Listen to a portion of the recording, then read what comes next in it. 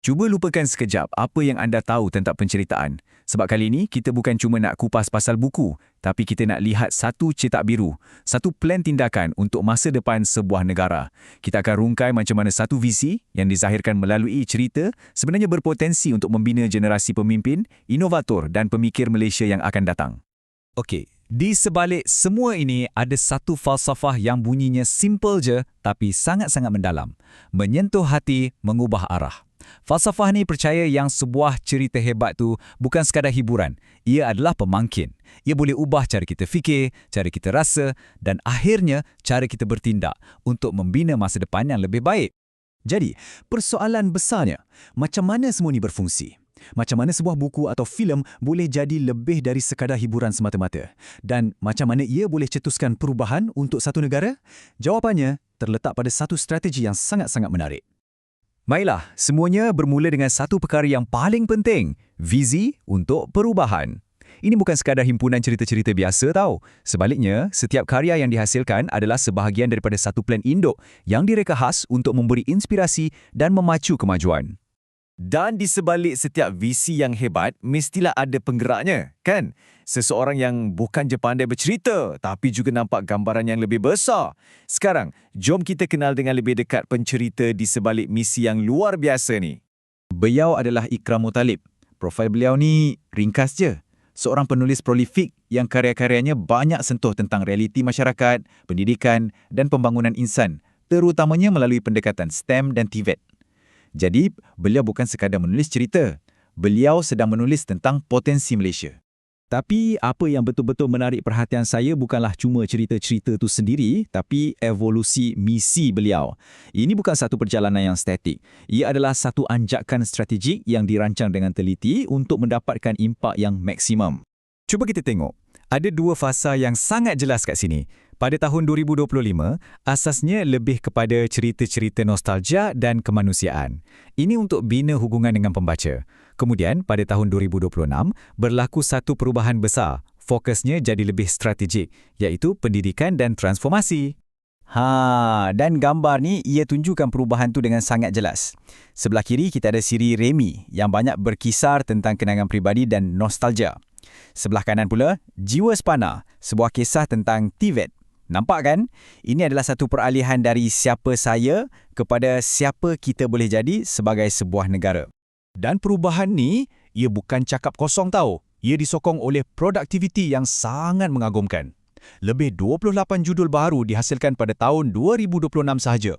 Semuanya dengan fokus yang sama, iaitu untuk mengubah kehidupan. Ini menunjukkan betapa serius dan besarnya skala misi ini.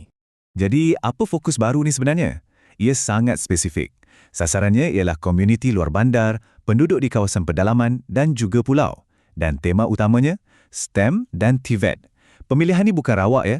Ini adalah tonggak-tonggak utama pembangunan negara yang sangat perlukan perhatian. Okey, dan inilah bahagian yang paling penting, peluang yang terbuka luas.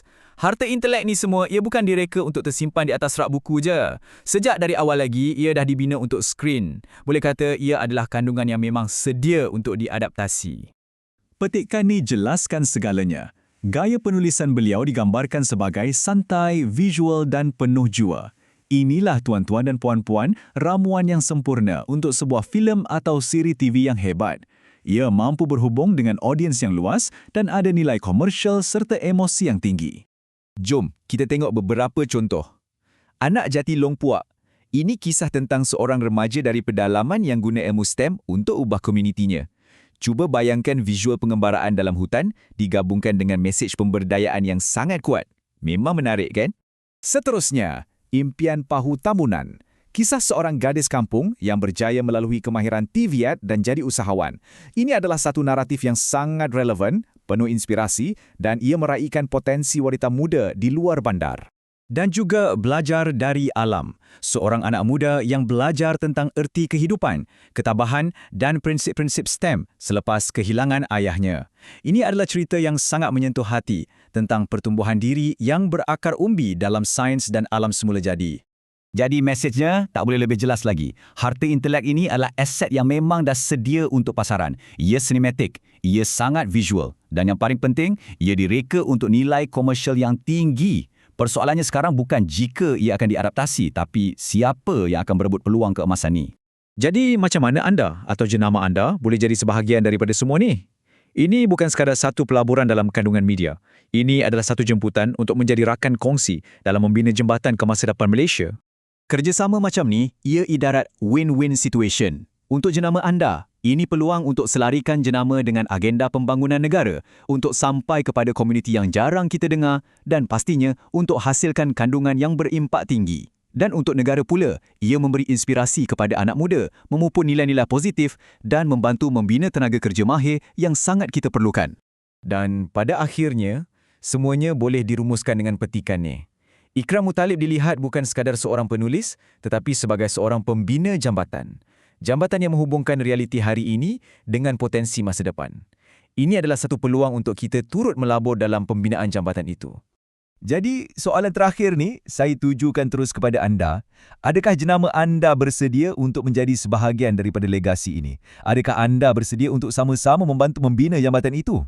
Kalau jawapan anda adalah ya, maka inilah langkah seterusnya.